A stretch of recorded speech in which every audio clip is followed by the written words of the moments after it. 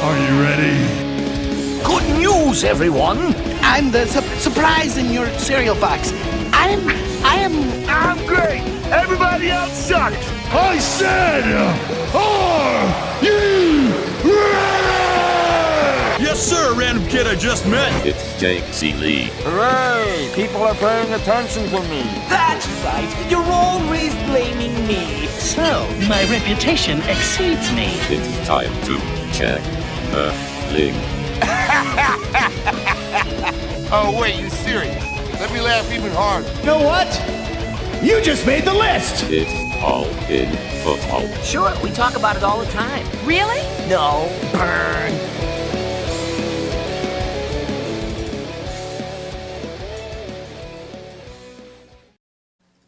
What is up, you ducks? Happy Thanksgiving week. Thanksgiving tomorrow. Quack, quack. Quack. It's a gobble, gobble. Ducks. Turkey. Ducks, turkeys. Yeah. Gobble, gobble. Oh, well, the 1 week. So, it is all in football on FTN. Chris is in the Thanksgiving spirit, or I guess, do you ever have you ever had duck? No, I have not had duck. I thought I had duck when I was younger. How do you think you had duck? Because it was funny. I know. I was like, why did I even say that? It's like a long ass story, but I thought like a conversation came up about duck, and I swore as like when I was younger I had it, and then my parents were just like, no, it wasn't duck. We went to this restaurant, and I think Dad had it, and I didn't have it, but okay, I didn't have it. I thought for years I had duck, but I didn't. I'm not really interested in having it either. Okay, well, good on you. Thinking you had duck. Duck is actually really good, but it's also easy to mess up, by the way. So yeah. So I ranked the 10 worst, terrible, god awful. Do not have these side dishes for Thanksgiving, Chris. Number 1. I'm surprised a lot of people have never heard of number 1. Do you know what ambrosia salad is? No. I would. Yeah, Canada. So Canada. I mean, this is south in the United States, but the weird thing is my niece loves it. She's crazy. I'll just tell her that in her face. But ambrosia salads, it's pineapples, it's oranges, mandarin oranges, those little tiny little yeah. And then usually some kind of like people put like cherries or something, but anyway, and then it's coconut and marshmallows. And it's like this little yeah, exactly. People love this crap. Coconut marshmallows. Yeah. Yeah. I mean, I think I've had a variation of that salad before with like, either oranges or You think you might have had it? I think, yeah. You had it with the duck? I may have had it, but I definitely did not have the ladder, whatever you tossed in there at the end. Does not seem too good. No. And of course you had to put the cranberry sauce on the list. But it's funny, like my dad and Nicole, the fiance, both like the canned clap blop Jello. Deanna loves that too. That cranberry can just covers it on her when we have like some sort of like Sunday dinner or Thanksgiving, Christmas dinner. Like she'll just have a ton of those. Ugh, not all right. Well, happy Thanksgiving. Just like your fantasy leagues, if you like it, do whatever the hell you want. You want to play with return yards? Be stupid. Play with your return yards. If you want to have ambrosia salad on the main course, have ambrosia salad. Do whatever the hell. Anyway, happy Thanksgiving. Little different spin for the ranks this week, Meaney. We've been most of this year kind of like we go through and we're like, hey, what do you think about this person versus this person? We make a list and stuff like that. But we're going to get to this in a second. Before we get to it, small bit of news. We don't usually have news like this. Darrell Henderson, gone. Yeah. Wow. Gone after the first couple touches in that game. I don't know if this was like a Eno Benjamin situation. Something happened in the locker room and it's like just whatever. After the Eno Benjamin thing, weird. Darrell Henderson, same thing. Cam Akers, the lead in that game. Kyron Williams showed some good bursts, showed some good plays between the tackles. Are you going back to? Because I said I want nothing to do with the Rams and a committee. You can kind of like see. I see your face. This is like the Broncos if Edmonds got hurt and Gordon didn't get released, or Gordon got released and Edmonds wasn't hurt. Like if you get down to 2 on a miserable team, I can still be like, okay, fine. I kind of have to use one of them. And if you were picking up one, which would it be? Because I'm picking up Kyron for the upside. This is coming from Mr. Cam Akers. I'm going for the ceiling here, but I'm not really that excited still. It's probably going to be Wolford or Perkins. Terrible offensive line. Nothing works. I don't think this is all that's going to be magic now that Henderson's gone. Yeah, I would agree. I think the matchup this week, they're massive dogs against Kansas City. The offensive line is so bad. And you mentioned the quarterback play. It's looking like it's not going to be Stafford. And, if you're the Rams, let's just fold, right? At this point, let's see what you have in Karen Williams, the guy that you just drafted. I don't know. Do they like Akers? Do they like Akers now? I don't know. The one thing that I noticed is that the fantasy community in Twitter really loves Darrell Henderson. They must think he is like a Hall of Fame running back because they cannot believe he's there with Marlon Mack. Yeah, who's, by the way, now the backup.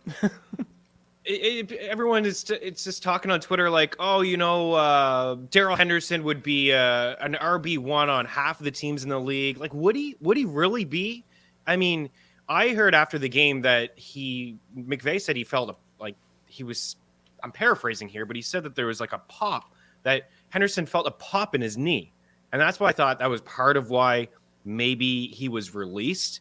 Is like there's been numerous injuries over and over. Henderson tweeted after, he was released, with a couple emojis. It looks like he's excited to leave town and maybe land on a new team. But if I'm picking between the two, I probably take the upside in Karen Williams, but it is going to be a committee. Like, Haymakers had a bunch of carries.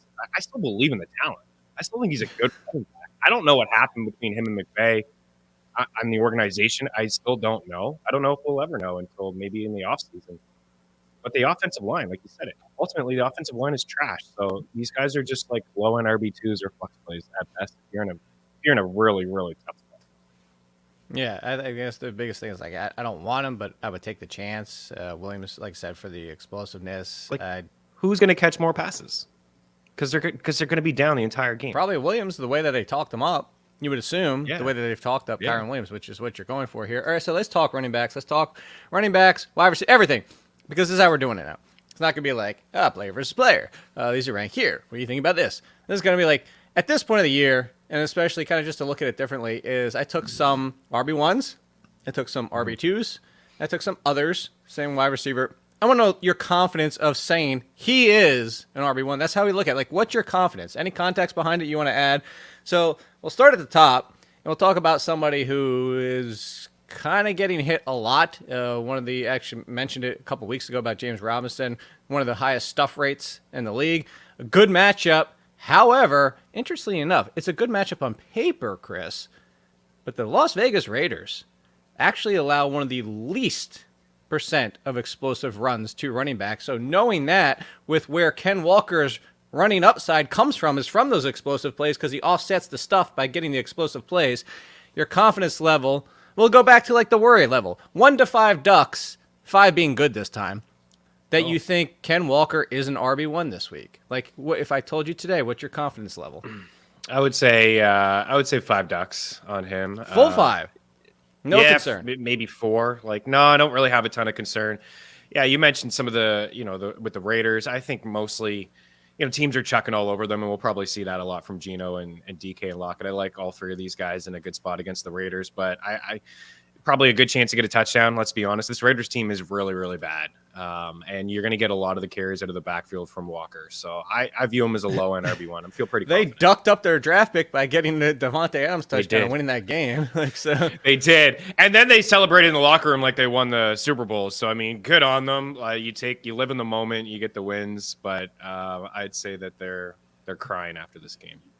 By the way, I wore my Aquatine Hunger Force, but as like ninjas, because Meatwad, that was the GIF I used for the cranberry sauce. Was Meatwad has cranberry sauce? Yeah, so there you go. All right. Thanks. So Nick Chubb confidence level on being an RB1. He's been there. There's a little bit of concern for this week, Tampa Bay, but Tampa Bay's run defense has been hit or miss at home, which might be a good thing for Amari Cooper. But Nick Chubb, confidence, RB1, definitely this week.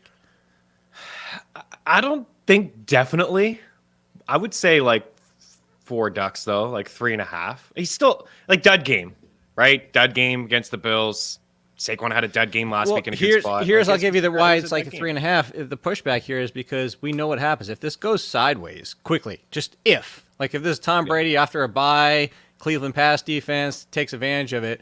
The problem with Nick Chubb and the reason he's always got that little bit of hesitation for us as an RB1 is because not going to be used in the passing game. Like the fact that I will say just the fact that he started off with a catch to start the game last week against the Bills in Detroit. Like I think everybody was like fell out of their chairs. Like there's like, oh my God, they threw to Nick Chubb on the very first play of the game. But we usually don't expect 3, 4, 5 targets per game. No, not at all. And he should. He's back-to-back weeks here. He's got 3 grabs, 7 targets in his last 2 weeks. Yeah. 48 yards. He had a nice 26-yard Should we catch. push him up to a 4?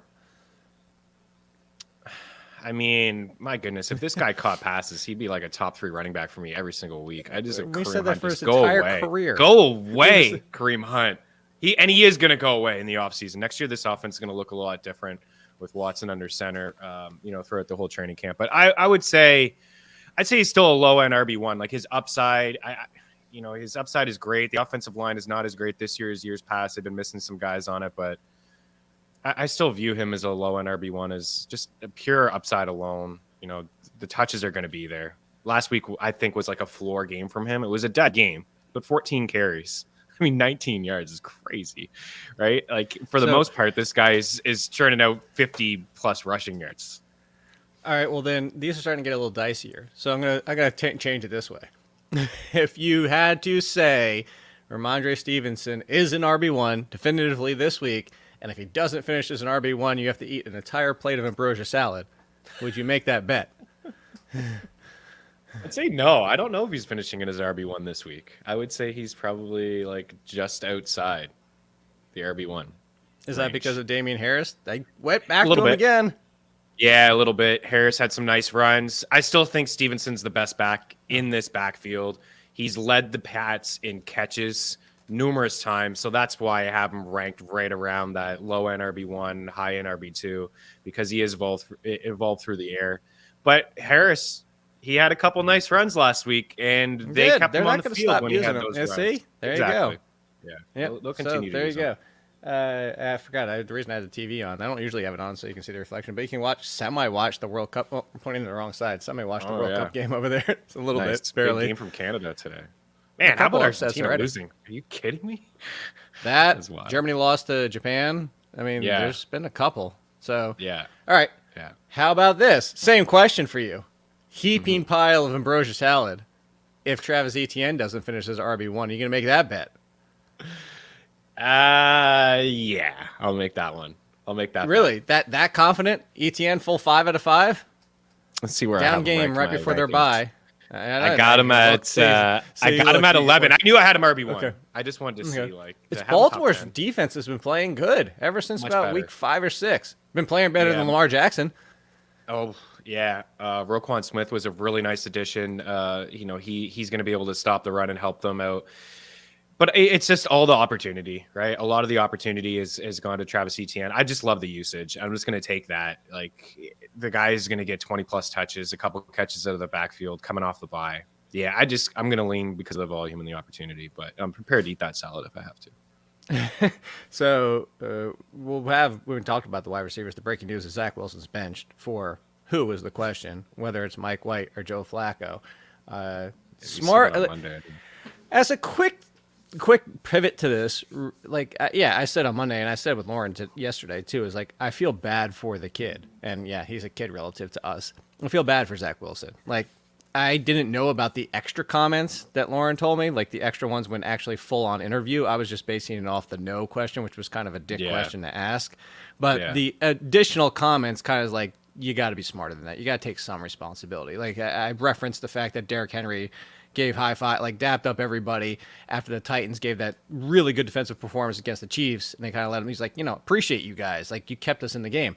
So right, and I agree, you kind of have to make this move. It's tough. It's a second year, so like it would be the same thing. Would be like the Patriots benched Mac Jones for Billy Zappi. Like you just drafted him. You just took him last year. He's still young. Mm-hmm. There's still a lot of other issues going on with this team.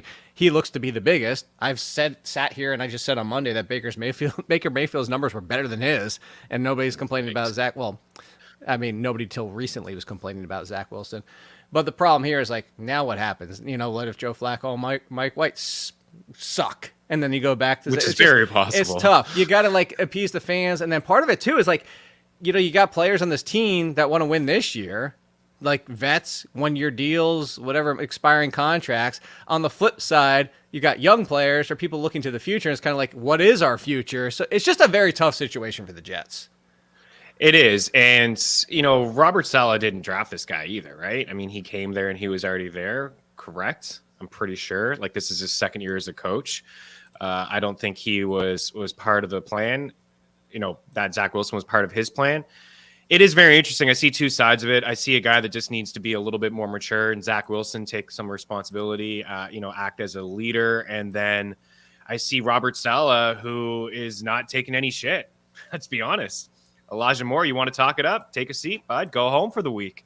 And you're not part of the game plan when you play in the next, for the first 2 games. And then Zach Wilson, if you're going to act like that, take a seat.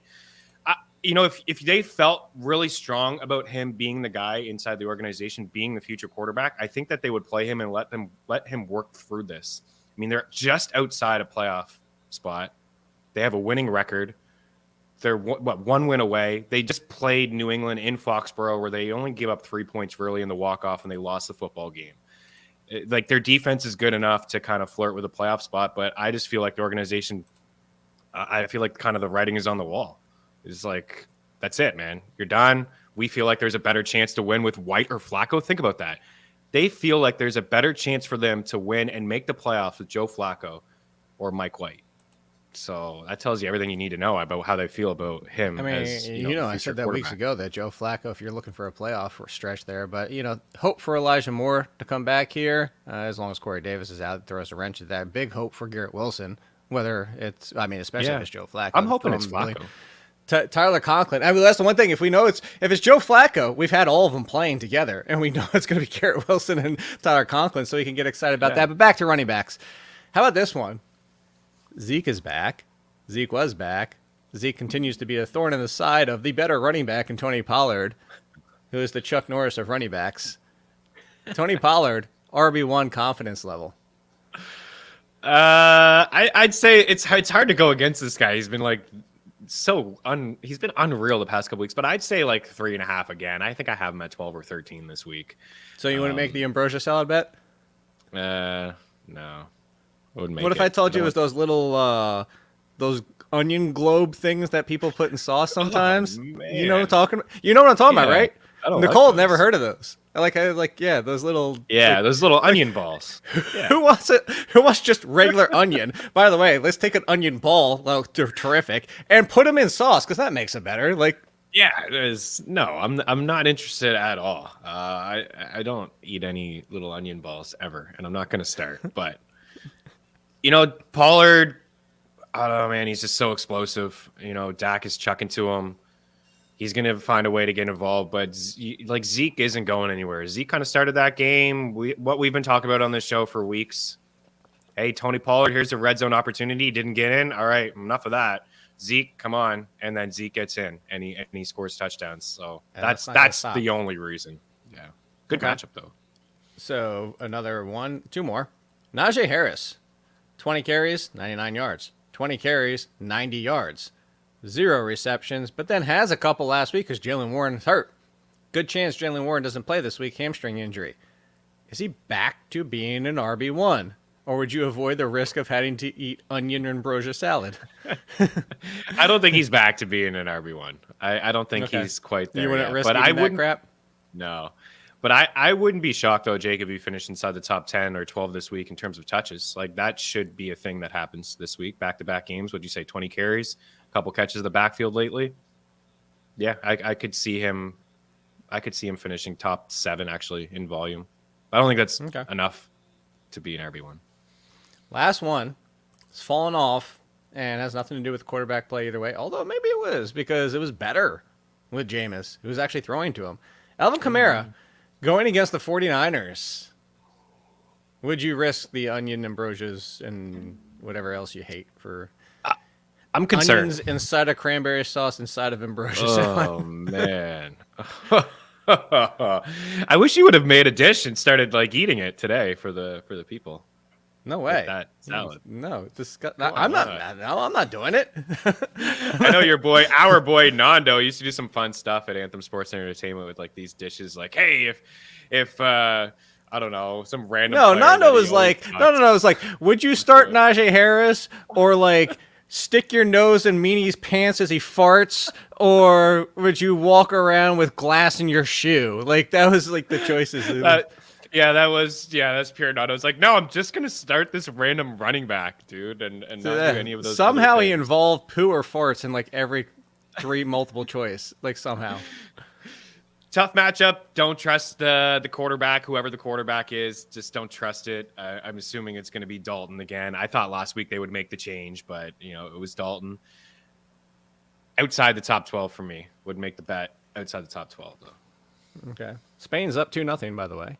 And as we move to RB2s, speaking of twos, there you go. All right. Now you just have to finish an RB2. We're not RB1s anymore. So you might be willing to. I'm going to start at the low end this time. The duo, Rachaad White and Leonard Fournette. Rachaad White, RB2, risking eating some junk, or Leonard Fournette, risking eating some junk, or both. Both as RB2s, maybe. I think they're both. I would say White has the better chance, actually, which I didn't think I would say that last week. I thought I would say that Fournette because maybe some touchdown upside. They're going to turn to work. Yeah. I have these guys actually both ranked outside the top 20, top 25. I have White at 27 and I have Fournette at 29. So do you need to change your ranks or change your answer? Because you just said you feel pretty good. And then you're like, but no, I don't feel pretty good, but I feel like one of these guys could fit. I mean, that's like a couple spots away from RB2. I know, but you need to. No. This isn't like, hey, he finished 26. I don't have to eat your trash. This is if he finishes 26, he's not an RB2. Yeah, true. I'm gonna say that I probably maybe need to make an adjustment in my rankings. I'm gonna say that White finishes it as an RB2 24 on the spot right there, and then Fournette is just outside. Just outside, so just a half a plate. All right, well, let's move up a little bit. Then we're going up the other direction so you can see how confident you get not having to eat this. By the way, that's what I'm going to do. I'm going to send you a box. Can you send food across the border, or is it going to get like picked up? It may take a while to get, but yeah. Oh, that'd be really bad. Send you some ambrosia salad that's not refrigerated across the border, gets hung up in customs, and you have to eat that. Killing me here. I was excited earlier to talk about good Thanksgiving food, but you changed the narrative here. Dameon Pierce, huge letdown, but volume. That's what we want to chase. There could be volume or it could be another letdown facing Miami. Miami's not great in the run defense department. However, could just be pass happy times. Could be 12 touches. He has to finish as an RB2. Not asking you to finish as an RB1, just an RB2 for Dameon Pierce. I'm going to say he does it. But yeah, this one does make me a little nervous. Because of what we saw last week in the game script, and Miami is just going to be able to score points on you. My goodness, like this team is electric offensively, and coming off the bye, are you kidding me? They're going to score a bunch of points. So I don't know. Does Zeno get sprinkled in? Does he catch a few passes? Like that's a possibility. There was a few weeks stretch where Dameon Pierce was getting some targets. Because I know I was like taking him, at FTN bets, like, oh my goodness, like plus money 2.5. I'll take a shot on this over, 15 receiving yards. I'll take a shot on this. But, last week we saw a little bit of Rex Burkhead. Then they signed Eno. So he could come in and steal a couple of catches. But I still think the volume will be there. I still believe that he's going to get like 15 plus touches. So low end RB2, I would say, yes, I'm in on him finishing as an RB2. Okay. You don't feel good about that one. How about no Joe Mixon, Samaje Perine as an RB2, filling in this week. The Cincinnati Bengals head to Tennessee. Their pass defense has been playing, but their run defense has been playing pretty good. One of the best in the league. Samaje Perine, all the work to himself at Tennessee. All of his work, all of his touchdowns, as Lauren pointed out yesterday, came through the air. So, Samaje Perine, RB2. If there's no Mixon, I'd say yeah. I'd say based on pure volume alone and what he does through the air. I think we've talked about him quite a bit. He's one of the better stashes out there. Like he's that true next man up. Where other backfields is, you just don't know. We talk about the Eagles, right? Everyone assumed Kenneth Gainwell. You and I are like, no, Boston Scott. We saw it last week. Boston Scott, red zone. Perine's in the next tier behind like Mitchell if healthy, or Elijah Mitchell, Herbert if healthy. The ones that could get a few touches, but also Madison. He's in the group that it's it's like know the upside if they're hurt. Exactly. Like he AJ Dillon, Kareem Hunt, Elijah Mitchell, Khalil Herbert when healthy. Like those guys are in their own group, whereas like RB1 potential if anything happens, but they still get touches. Then Perine's in that next group where it's like Perine, Alexander Madison, and stuff like that, where they don't really get anything, but you know that there's top 15 upside if something happens.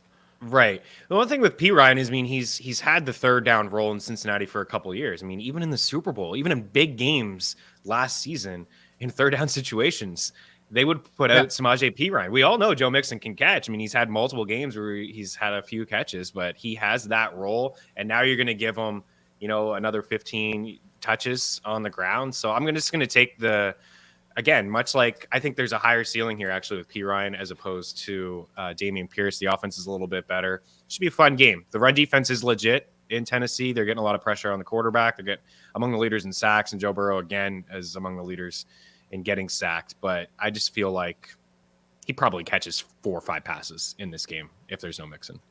Okay, what about Jamal Williams? Jamal Williams has been dominant. So many touchdowns. I made the comparison to Pat on his show, and I said he's essentially 2021 Damian Harris. Like, it is touchdown reliant, but he doesn't stop scoring touchdowns. He's got the Bills this week. He's got the Bills on Thanksgiving this week. Jamal Williams, not even asking to be an RB1, but just an RB2. What's your confidence level on him? I'd say like 3 ducks. Wow. 3.5. I think he could be an RB2. I've been sitting on people know this. People are like, "Oh, you're the only person respecting Jamal Williams." I'm like, I just keep ranking him, not even as RB1. I'm just ranking him like 13 to 15 every single week because there is the risk that if he doesn't get a touchdown, he only gets you 6 points. But he's still got a floor, and he's got the top 5 upside. Yeah, I mean the games where he had he's had double-digit points in every single game, but 3, and the games that he hasn't had double-digit points, he's still, like, to your point, 6-7 points, 15 carries, 79 yards. Like, that's not an awful day. Come up, bring it up. I still have him higher. I have him ranked as an RB2. Yeah, I mean, we can put 5 ducks on him if we want. I mean, Let's do it. He is touchdown dependent though. 4.5. 4.5. Yeah, we'll get to 4. We'll give him 4. Okay. Give him 4. Then how about James Conner with all of his work? What's your confidence? Because it still can go south very easily, as we've seen. Very quickly. Okay, so 3? I'm not as confident. 2.5? Even though it is the halfway? Chargers. Yeah, 2.5. Are you more confident in James Conner or Dameon Pierce? I'm probably more confident in James Conner because of the matchup that I'm thinking about it. But honestly, it does matter about the quarterback play. You need to get Kyler in there. Honestly, I don't know if you do. I think you do. I mean, Colt McCoy is he's a fine backup, but... Yeah, but see, the thing with Colt McCoy is there's only 3 people. You don't need to worry about anybody else. And now Rondell Moore's hurt. By the way, for everybody keeps asking waivers, like I guess a lot of people didn't catch because it was a later game, obviously, last game. But Rondell Moore is hurt. Greg Dortch is hurt. And Hollywood Brown probably coming back. And they have a bye next week. So that's why I have no interest in Rondell Moore and the human Greg Dortch. So, last one. Then we get to wide receivers. Jeffrey Wilson Jr., the running back leader for the Miami Dolphins. I think I have him aggressively ranked. Do you? Yeah. Top 15? Is he pushing RB1 territory? Does he get infinity ducks? He's just outside. I have him at 17. Okay, infinity ducks. That's middle. There's no what way. A matchup. He looks say, fantastic. Yeah. He's overtaken that backfield. Yeah, you feel pretty good. I think Mostert is a decent flex play, but it's Jeff Wilson's backfield. Looks like it anyways. So, would you say he's a must start? I would say he's a must start Raheem over Mostert? his teammate Mostert. Okay, so Jeff Wilson, Mostert. I can't even talk anymore. How about let's do this entire group because we don't need to break all of them down. I'm going to say who do you have the most confidence in being the wide receiver 1? And who do you have the least confidence? I think this entire group. All these potential wide receiver 1s. Terry McLaurin, your boy A.J. Brown, T.H. Higgins, D.K. Metcalf, Amon-Ra St. Brown, Mike Evans, the new Deebo Samuel, which is the old Deebo Samuel, just new Deebo Samuel with Christian McCaffrey. Like that. The weirdest thing ever is the fact that Deebo wasn't getting any carries, barely any targets. Christian McCaffrey arrives, and all of a sudden it's like, hey, Deebo's back. Like, I said that to Pat. Like, Sure, cool. I guess we're buying back in. Like he went back to being last year Debo with the I know the addition of Christian McCaffrey and Elijah Mitchell back into the mix. And it's like, oh, Debo's back. And then the last one is Amari Cooper at home. Not the best matchup, but at home. So McLaurin, AJ Brown, Higgins, Metcalf, Amon-Ra St. Brown. Did somebody score? Oh my God, Spain's up 3-0. Amon-Ra St. Brown, Evans, Debo, Cooper. Most and least confidence out of this group. My most confident, man, I do like a lot of these guys. I mean, probably I would say Terry. For me, I got Terry, AJ, McLaurin, Higgins, and DK all as wide receiver ones. Just outside, I guess I have Evans, and I think maybe my least confident guy would be Cooper, even though he's fine. He's okay. Like he had a big game last week, the home away splits. Like he's fine. There's just a lot of names that you gave me here. Like Terry McLaurin leads the NFL since Taylor Heineke's been under center in air yards, and he's in the top 3 in target percentage. Like last week was a bit of a dead game for him, but he's got a really good matchup this week. And Higgins with no chase, DK against the Raiders. Are you kidding me? AJ against the Packers. No.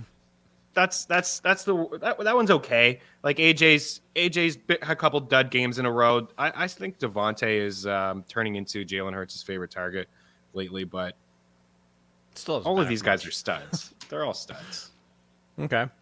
I have a little bit of concern about Mike Evans, just in case. I mean, that goes back to like any week could be a Chris Godwin. Chris Godwin's getting the consistency. He just needs to get in the damn end zone, which just isn't finally happening. Last week was first touchdown of the year. Maybe it's the start of something. 2 weeks ago. Or 2 weeks ago, yeah, Germany. Yeah. Maybe he's only going to score touchdowns in Germany. So. All right, so then let's talk some wide receiver twos.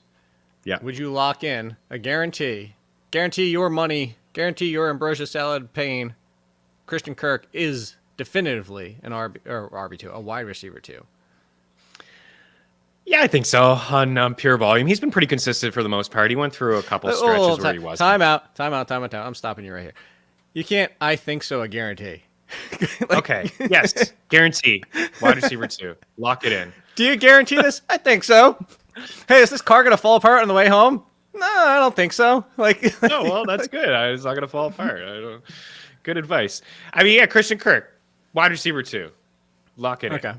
Ravens defense Speaking been better, of but lock, yeah, Tyler Lockett. Would you Tyler Lockett in as he's a wide receiver 2? Yes, I would. Geno is going to be a top 5 quarterback this week. This week? DK is going to be DK is going to be wide receiver 1, and Lockett's going to be a wide receiver 2. They're both going to find the end zone. Would you do Geno Smith or Daniel Jones for the rest of the season? I would probably go Geno Smith. That's not even probably for me. It's super easy. Barely an inconvenience for me. So, yes, 100%. I only because I've seen that a couple questions.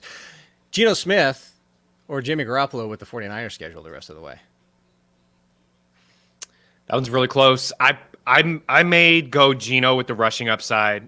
You know, I think the outlier is last week with 4 touchdowns. But, man, the Niners are the most dangerous team in the NFL right now, I think, in my opinion. New quarterback of the New York Giants next year. Watch. Oh, man. Especially if he wins a Super Bowl. If they win a Super Bowl, yeah. But, I mean, he's got so many weapons surrounding him that are yak monsters, and Shanahan is just such a great play caller. Weeks 15, 16, 17 for the 49ers. Seattle, Washington, Las Vegas. Just saying. It doesn't get much better than that. The Niners also got cruise here down the stretch. Miami and Tampa Bay. Tampa Bay is the only concerning one in there. It is, but like they're missing so many players, as you mentioned earlier. Like defensively, they're missing a lot of guys. Miami's gonna that game should be really, really fun. Miami and San Fran. Are you kidding me? Like you have the narrative with the 2 coaches. Oh no, that's gonna turn out to be a revenge game. Jeff Wilson, just number 1 running back. Actually, it's super revenge. It's revenge. It's it's revenge teammates. Yeah. Double Dragon revenge game. Was there a Double Dragon revenge? There should be. Double Dragon revenge. I like it. They bring back Double Dragon. You can do clasp hands. It's hard to do clasping hands when you're by yourself. To clasp the hands to do like you know what I'm talking about, like this. Yeah, thing. you're kind of pulling it off there. There you go. Yeah. All right. What about Josh Palmer and Keenan Allen?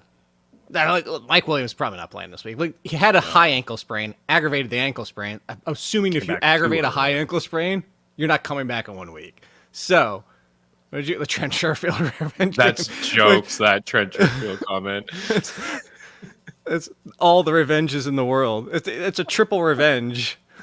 So, Josh Palmer, Keenan Allen, wide receiver 2s. Keenan Allen got his yards, but didn't come to late. Still count.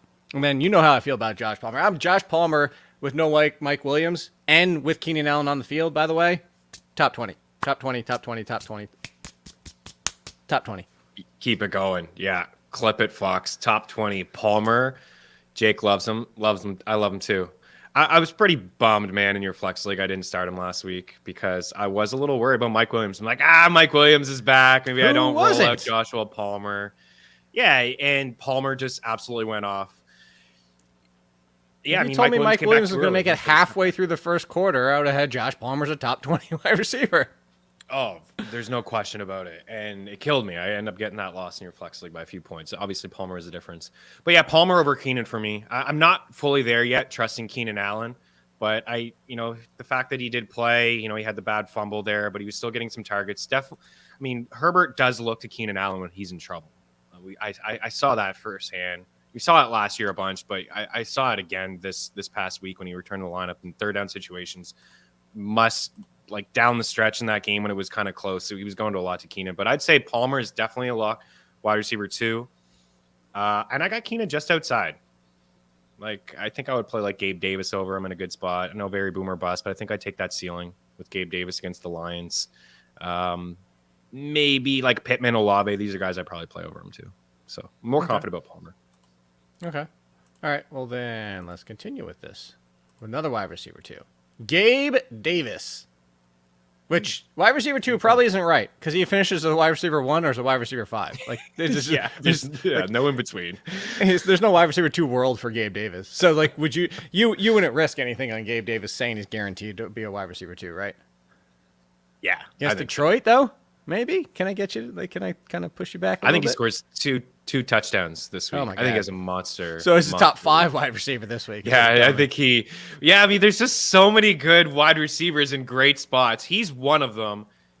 He does lead the league in drops per target. He doesn't have I did the ranks, by the way. Again, so sorry, but I just want to make this clear for everybody. The reason I do projections too is so people can see how narrow the gap is. Wide receiver 25 to 40, just looking at the names, not even looking at the projections, just looking at the names, it's kind of I want to rank everybody at 25, 40 because I see the names behind them. And then I see everybody at 40. I want to rank them all at 25 because I need the names in front of them. It's just this entire group. So that being said, this comes down to roster construction, which we try to hammer home all the time, every year, every week. Gabe Davis, great as your wide receiver 3. If he's your wide receiver 2, what does that mean for the rest of your squad? Do you need that upside? Play him. If you don't, if you need that floor, and it's kind of who do you pair him with? Do you play the Gabe Davis with a Hollywood Brown in his first game back? That kind of risk. That's these are kind of things you have to decide. So, last one before we. Mike. I'll say that. And I want to talk about Hollywood Brown here in a second, real quick. Oh yeah. The last one, the teammates of Christian Watson and Alan Lazard. Would you call either, both, neither wide receiver 2s? Everybody's getting back. They've got your Eagles this week. Yeah. What are you doing with the Packers?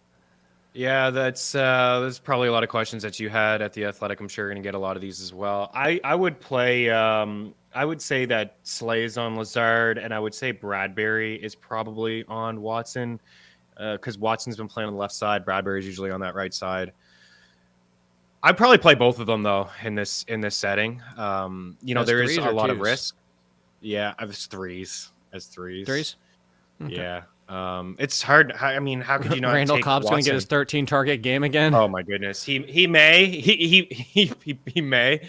If Green Bay's smart, they're going to do what Washington did when they went into the link a couple weeks ago, and they're going to run the rock with those 2 backs. But they're not smart. They're not a smart organization. Matt LaFleur is not. He just doesn't have it, man. I just don't like his play calling. I really don't.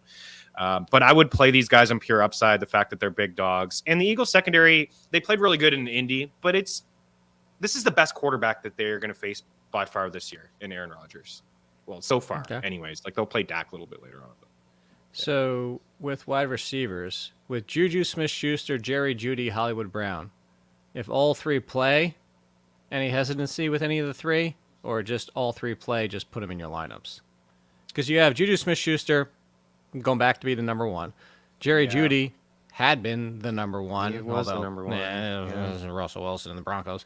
And then Hollywood Brown coming back. Hopkins is the one, but again, no Rondell Moore, no Greg Dortch. As of right now, the number 2 is AJ Green, or remember Robbie Anderson? Yeah. So. Yeah, dude. What the heck was that? Why even pick him up? Why even pick him up? You're not even gonna put him on the field. Like, it's crazy.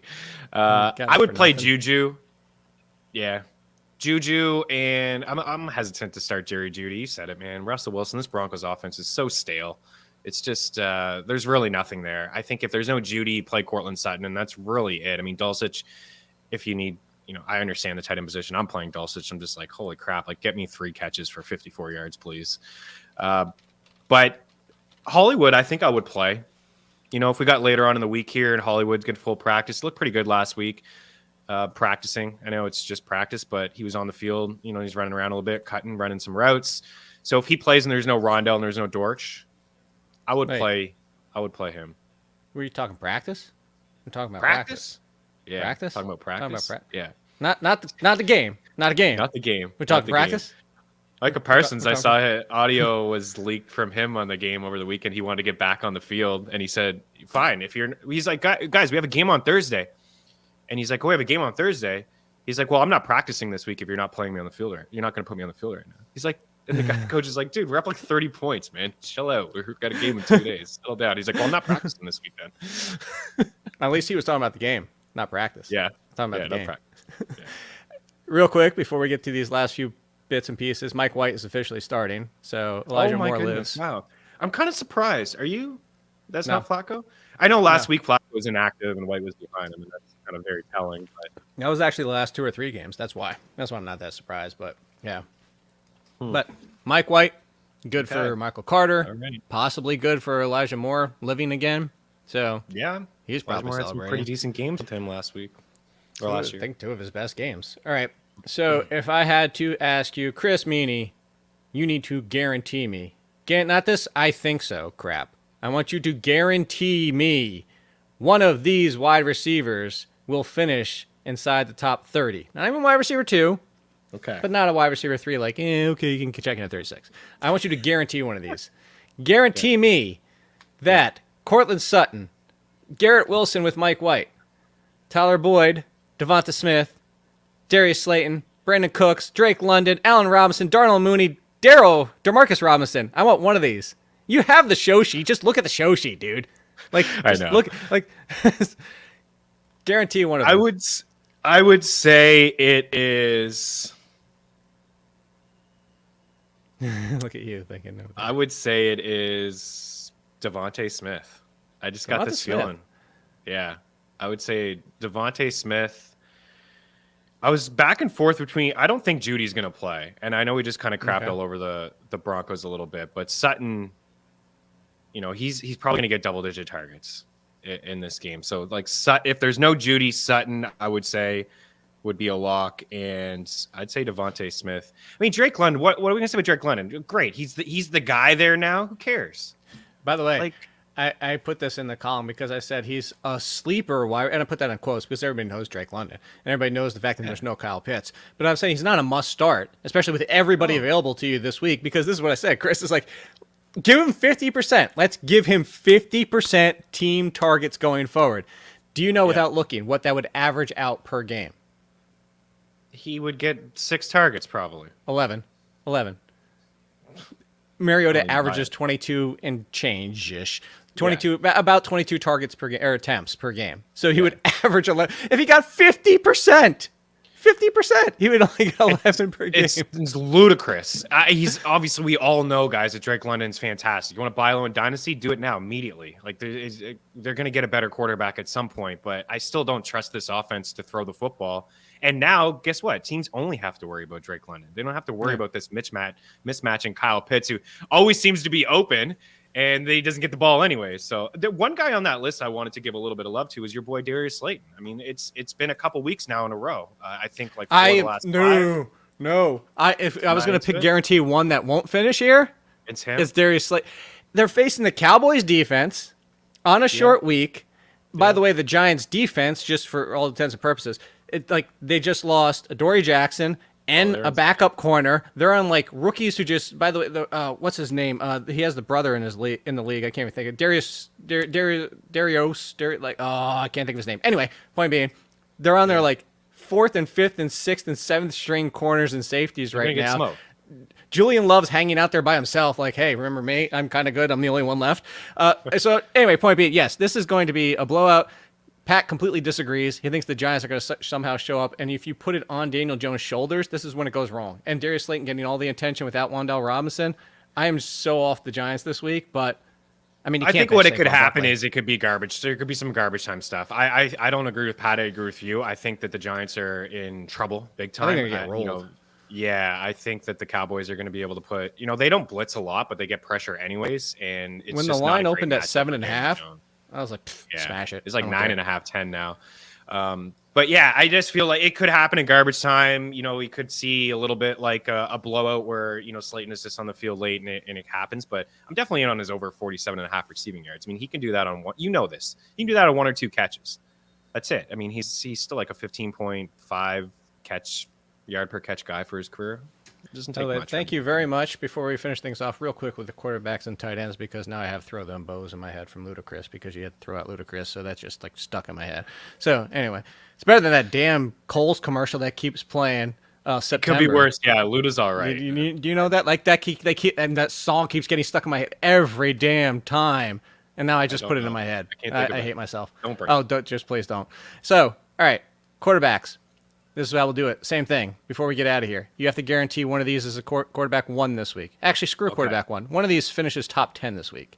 Top 10 quarterback this week. Tom freaking Brady, Jimmy Sexy Garoppolo, Justin possibly Broken Fields, or so like Justin Empty Fields, Kyler Broken Murray, or Taylor the Greatest, ODU Savior, Heineke. Which one finishes? It's gonna be Tom. It's gonna be Tom. Tom Brady. Tom or Jimmy. Do you think we're gonna get angry Tom down the stretch, and he's just all of a sudden 2, 3, 4 touchdowns every single week now? Oh yeah, I think he's gonna. I think he's gonna be really. I think everybody in Tampa is gonna be really good down the stretch. It is go time now. They got that win in Germany, right? They now are. They're feeling like the first few weeks. There's a lot of adversity that they had to face. Tom, of course, on the field, off the field stuff, injuries and things like that. Last time we saw them, it looked like they had a run game. You can run in Cleveland. I just play like action. Knowing Tom and knowing football, like it just feels like we're about to turn that corner. It's just going to be angry Tom the rest of the way. Evans and Godwin. Justin Fields of Broken Dreams. There you go. How about that? I mean, is this guy going to play this week? If you're Chicago, I think if he does he run? That's the question. Does he run? Because of the shoulder. Man. He ran after that play when the shoulder, like his play after he ran, and he took a hit. It's just like, wow. If I'm Chicago, I am shutting it down. Oh yeah, no, I have him as a fringe QB1 because of the risk. I have him. I know. I have him at 12. Like right there with Heineke. I don't know what Barkley's doing over here. All right, before we get out of here, tight ends, same thing. One has to finish top 10, which just means you caught 4 passes and a touchdown. Congratulations. But hey, Dawson Knox actually back into the mix and making Isaiah McKenzie his loss factor. Greg Dulcich, Foster Island of Moreau, Joanna Man Johnson, as Pat would say, Cole Kmet. Justin Fields might have to pass a lot. Or Logan Thomas, who's back now with Heineke. Yeah, Logan Thomas is back. I think the most appealing name that you gave me there was Dawson Knox. Dawson Knox. He's back very inconsistent this year. 7 targets last week. Good spot against. Yeah. Should be a really high-scoring game this week. What you said, you're just hoping for a couple catches. I think he probably has the high ceiling score touchdown. Although Joanna Man Johnson does have 5 TDs in his last 5 games. I mean, but it's like 40 yards, 40 yards, 40 yards, 40 yards. That's all it is. Somebody even asked me, somebody said, who's the floor of Foster Moreau and Joanna Johnson? I was like, they're the same. 40 yards. Was that's your floor? Like 4 points?